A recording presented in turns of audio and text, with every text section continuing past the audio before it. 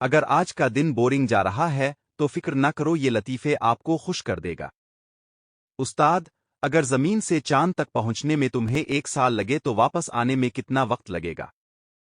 شاگرد: سر، واپس آنے میں تو نیچے آنا ہے، 6 مہینے کافی ہوں گے۔ بیوی: سنو، اگر میں مر گئی تو تم کیا کرو گے؟ شوہر: میں پاگل ہو جاؤں گا۔ بیوی: سچ میں؟ شوہر: ہاں، خوشی کے مارے۔ استاد، بتاؤ اگر زمین سے ساری ہوا نکل جائے تو کیا ہوگا؟ طالب علم: سر، پھر تو ویکیوم کلینر بن جائے گی۔ بیٹا، ابو اپنے کہا تھا جو سچ بولے گا اسے انعام ملے گا نا؟ ابو: ہاں بیٹا، بالکل، سچ بولنا بہت اچھی بات ہے۔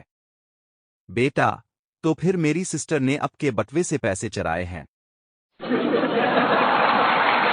ایسے ہی مزید اور دلچسپ ویڈیوز کے لیے ہمارا چینل سبسکرائب کریں۔